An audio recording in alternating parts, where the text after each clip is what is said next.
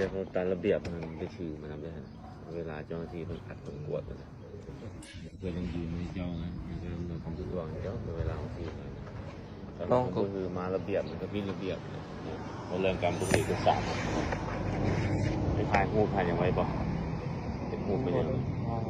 เพราะมันจะมีทะเบียนมีเทคนิคมีค่าทางขั้นต่างๆแต่คันนั้นจริงคันที่ฟ้านี่วะแรงกูใส่แรงต้องใส่จะที่ไหนถ้าเขามีวิธีแก้ไขแล้วนะตามระเบียบมันเนาะ1บใส่แว่นเพิ่นก็ปรับใหม่30,000เนาะ2มาบ่ที่บ่มีก็30,000เนาะแล้วที่มีแล้วปะเป็นจะปีแล้ว18เขา19ละนี่18 ปีต้องได้เซ็งได้เพราะว่าขี่รถจักรเพิ่นอนุญาตให้ไปเซ็งมัน15 ปีดิ15 ปีเขาสามารถไปเซ็งได้นี่เขา18 ปีมาทุกคนก็คือสิริงินนำกันเบิดอะเนาะตำรวจดาวเนาะไถเงินประชาชนคานั่นคานี่มีทุกอย่างที่ไหลมาพี่น้องกราบสบายดีพ่อแม่พี่น้องปองปายเบิดสุขุสุคนเนาะวันนี้ก็มาอยู่ในซ่องบ่าวลำชาแนลเส้นเก่าเส้นเคยหันหลับพี่น้องเนาะก็คือได้ยินน้ำกันหันหลับพี่น้องตำรวจดาวเนาะไถเงินประชาชนเรียกร้องค่านั่นค่านี่ค่าทางค่าเทคนิคค่าทุกสิ่งทุกอย่างพี่น้องว่าถึงค่าทางเนาะอันนี้ว่าถึงค่าทางก่อนว่าล้ำกับบ่เข้าใจกันว่าเก็บไปหยังค่าทางทั้งที่ทางกะเละตุ่มเป๊ะกันยังมาเก็บค่าทางคือบอกไว้ก่อนว่าเนาะผู้ใดที่แบบเห็นตำรวจนี่ก็คือขาลอยไว้ถ่าด้วยแหละบ่ต่างกันกับแบบเห็นโจรน่ะบ่ต่างกันกับเห็นโจรอันนี้ก็บ่ต่างกันกับโจรเนาะโจรในเครื่องแบบโจรแบบถ้าว่ากักนะหรือว่ากักเบียกอะเนาะโบกมืออะให้เขาจอดอะเสียแล้วบ่เสียหน่อยก็เสียดายขอค่าน้ำค่าในขอค่าหยังคือสิบ่มีเงินเดือนกินคือสิแบบจนขนาดนั้นบ่ตำรวจดาวพี่น้องอันนี้บ่ล้ำกับบ่ได้อยากว้าวขนาดนั้นนะหลายคลิปหลายสิ่งหลายอย่างที่ออกมาโผล่ออกมาในโลกออนไลน์พี่น้องคือตำรวจลาวนะแบบขอเงินนำประชาชนเนาะขอมีแต่ว่าขาน้ำขาในพี่น้องมีแต่ว่าขอถูกปันนั่นบ่ล่ะลำบากปันนั่นบ่ล่ะ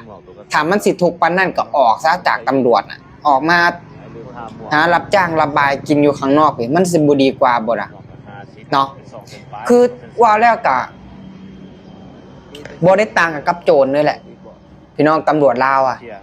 นะมันต่างกันแห้งอีหลีกับตำรวจไทยหรือว่าตำรวจประเทศอื่นอ่ะมันต่างกันแต่สำหรับตำรวจลาวนะพี่น้องเขาเฮียนเขาตั้งใจทำเฮียนเขาตั้งใจเฮียนจบตำรวจมา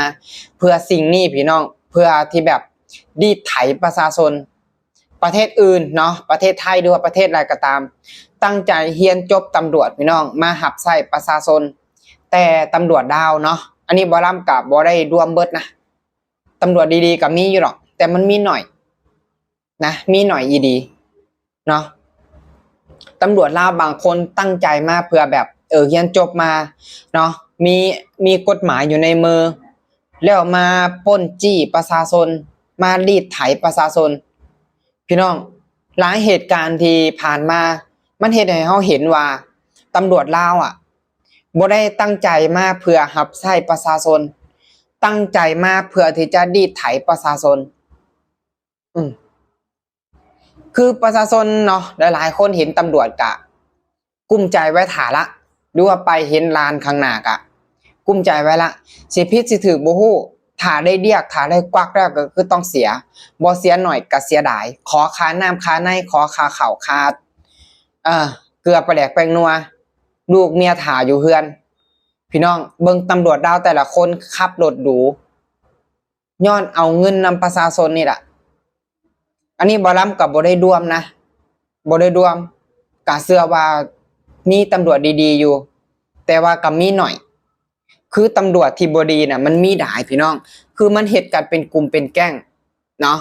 ร่วมหัวกันเป็นกลุ่มเป็นแก๊ง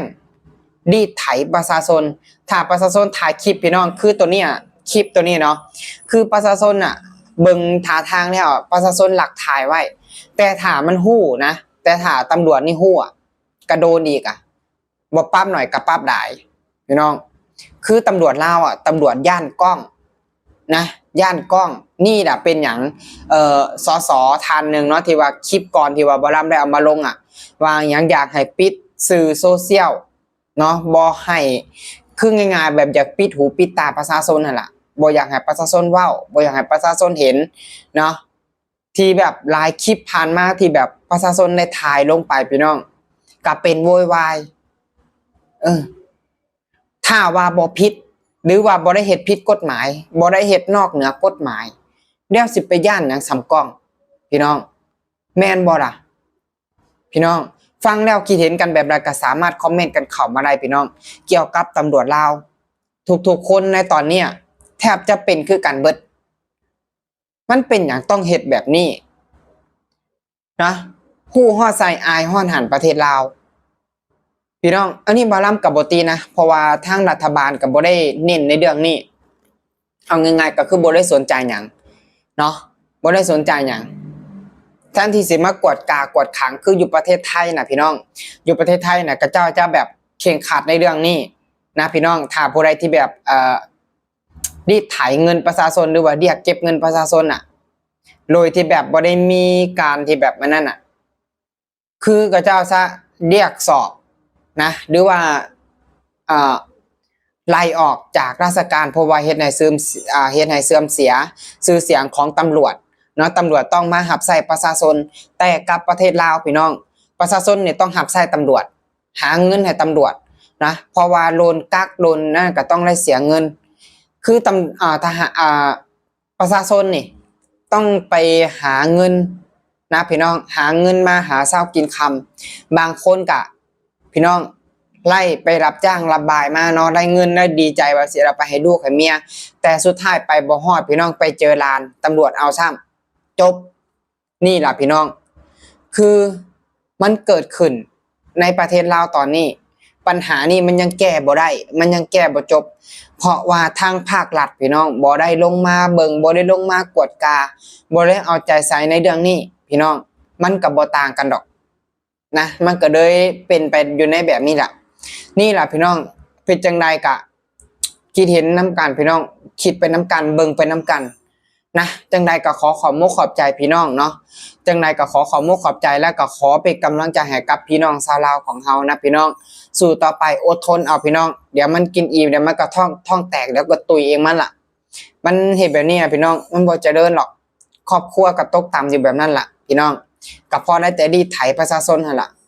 นะอดเอาสู่เอาพี่น้องขอเป็นกำลังใจให้เด้อเนาะสำหรับคลิปนี้บาลัมก็จะขอฝากกับเพียงเท่านี้เด้อขอมุกขอบใจพี่น้องทางฝั่งไทยแล้วก็ฝั่งลาวเนาะที่ติดตามรับชมคลิปสำหรับคลิปนี้บาลัมก็จะขอฝากกับเพียงเท่านี้เด้อ